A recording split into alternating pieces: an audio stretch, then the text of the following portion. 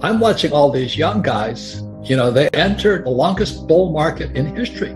They're walking around in diapers in 2008, and now they're on YouTube with their channels and they're talking about this, they're talking about that. They've never seen a crash. And this is going to be the biggest crash in world history.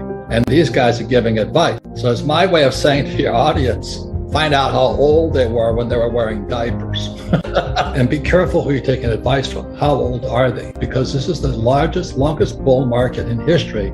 I look at some of these young kids, and I own some Bitcoin, I own some Ethereum, but they're all saying the same thing. This time it's different, and Bitcoin's crashed. The Federal Reserve Bank, I can't believe that. I mean, people say, don't fight the Fed and all this.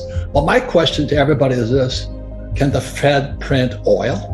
Can the Fed print gasoline? Can it print food?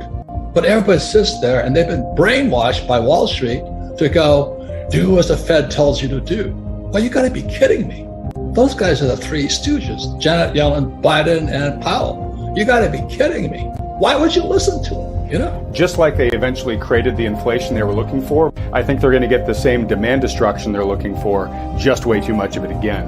I don't know. The biggest thing out of being old, because I remember Volcker saying it's going to crush, so he raised interest rates, right? So Powell is now channeling the spirit of Volcker. And when Volcker crushed inflation, debt to GDP was 30%. And today it's 125% if you believe the numbers. So if he channels Volcker, and the other thing about history will tell you this: there's never been a soft landing. It's more Fed talk. I'm just saying, be careful the age of the person you're listening to, because most of these guys on YouTube today were in diapers in 2008. In this market crash, I've made more money in the last 3 years in my whole life. And so that's what I want to talk about with you today, is that there's other ways of looking at investing, but to think that Powell is going to save you, when, as you may know, the reverse repo market is running at 2 trillion a day today. Right. 2 trillion a day. And people are listening to Powell? You got to be kidding me. And look at Janet Yellen. Oh my God. I own no stocks, bonds, mutual funds, ETFs. I do not touch paper. I'm not saying that you shouldn't, but I'm saying people have been brainwashed by the Fed, the Treasury. Go to school, get a job, pay your taxes, get a high-paying job, and invest for the long term in a well-diversified portfolio of stocks, bonds, mutual funds, ETFs. It was in 1974 when I came back from Vietnam, a two-tour Marine helicopter pilot. I saw communism at work. It was not pretty. And I come back in 1974, they passed ERISA. ERISA stands for 401k right now, or IRA. And I went, oh my God, they're funneling my generation, the boomers, into the stock market. And they don't know anything about money. And in 1974, the biggest exodus was school teachers suddenly becoming financial planners. I watched it in horror. That's the poor leading the blind. And today we have baby boomers who are hoping the stock market stays up in their 401k just as Social Security goes bust. You think that's an accident? That's all I'm saying. I'm just a Marine. I'm a dumbass Marine lieutenant, flew the gunship, went down 3 times. But today I listen to this bullshit and I go, oh my God, how can we be that stupid? Because we went to school, we did as we're told. Don't fight the Fed, do as the Fed tells you. Invest for the long term, a well-diversified portfolio of stocks, bonds, mutual funds, ETFs.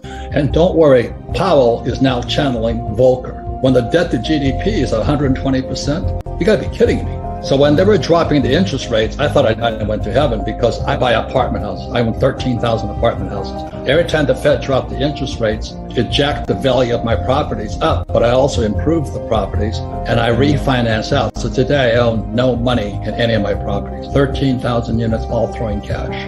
Cash flow, positive. It's also called an infinite return. And I got hammered by the New York Times because Rich Dad never went to school, but my poor dad was a PhD. Was stood for poor, helpless, and desperate. He was in charge of labor unions. He was pro-tax. He was pro-tax to rich. Sounds like AOC to me. Do you know what I mean? I'm listening to this and going, my family were eventually overrun by communists. And so in 1930, the Frankfurt School out of Germany, which is Marxist institution, sent teachers to Columbia University's Teachers College in 1930. That was stage 1 of communism. And then they had to influence our academics first. And I lost so many friends, and we're all Marine. The saddest days of my life is standing on the deck of my aircraft carrier, and my friends don't come back. You never see them again. Their aircrafts are shot down. They're still MIA. And I get spit on, hit by eggs and all this stuff. But that woke me up, so I started studying more. What is happening in America? So as I said, I use debt now to get rich, and then I invest in hard assets. So that's what we can talk about. My point of view here is, ladies and gentlemen, I would question what you've been taught from school. That's all I'm saying. In a bull market, even idiots feel smart. Absolutely. Yeah. I think that's one of the best sayings I've ever heard, because I'm listening to all these idiots, after 2011, the market crashed in 08 because the repo market went bad. And the repo market is the credit of Lehman Brothers and Bear Stearns was bad. But then when it came back out, they just started pumping money. And what they did was they kept printing more money to save a bad economy. It was already crashing again in 2011, but they kept printing money. And today we're going to pay that price.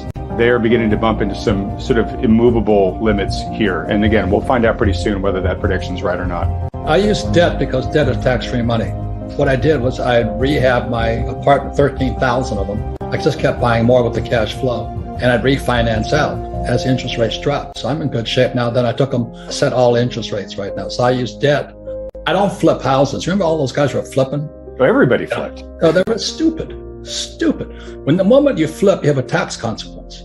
I never flip. I finance out. There's tax-free money. And not only that, is when I started investing, I had to invest at 12% interest rates. And that's why I said being an old guy has its advantages, because these guys are crying the blues at 5%? Oh, give me a break. You move to Gilligan's Island and play the ukulele or something, you know what I mean?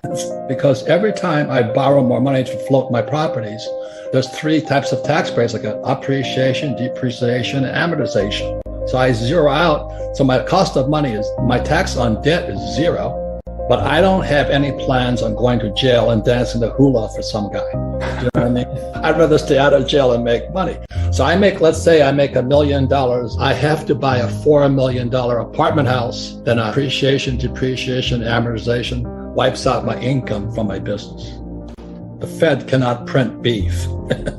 So I started, when Biden took the Keystone XL pipeline off, my oil I was selling from the ground, which is a tax break also, went from $30 a barrel to $130 a barrel. Today it's like $120. Oh my God, this guy Biden is going to bankrupt this. I'm not saying him, but there's somebody who wants to bankrupt, because oil is the lifeblood of civilization. I worked for Standard Oil of California as a tanker officer when I graduated from school. I understand oil. I was on the Alaska pipeline and all this. I'm like, he's screwing us. So when he raises inflation, the poor and middle class will go broke. And that was just done as soon as he was being done before he took office. And so I'm looking at this guy's going to sell America down the drain. I'm not saying it's him, but somebody wants us to go broke. And I'm watching this going, oh my God, so what else can I? So I have oil wells. I get tax breaks for those because I don't invest in oil stocks. I work for Standard Oil, but I don't invest in Standard Oil. I invest in the oil in the ground. I'm a wildcatter. Everybody says don't do it. I don't recommend it, but I like doing it. Gold mines don't do it. I like doing it. But the biggest thing of all is food. And so my friend was a school system in California. He had to run from California because he got tired of being in the People's Republic of California. So he moved to Wyoming. He bought this huge ranch. And he says, oh my God, I never knew there was so much money in Wagyu cattle. I went, what? So I was up in Wyoming inspecting this Wagyu bull. And the good thing about it, it's a real Japanese Wagyu bull. There's American Wagyu bulls and Japanese Wagyu bulls. But for some reason, you know how brands are, Wagyu is a brand like Ford or Chevy, Wagyu beef. So I stood up on stage the other day. I said, well, I've always wanted to be a Japanese breeding bull, but I bought a bull instead of, nobody laughed. Every time that bull has, you know what I'm talking about, a breeding bull, I don't want to own the cattle. I just want to own the semen. There's more opportunity today than ever before, but not if you've been brainwashed into going and getting a job, paying taxes, live debt-free, and invest in the stock market.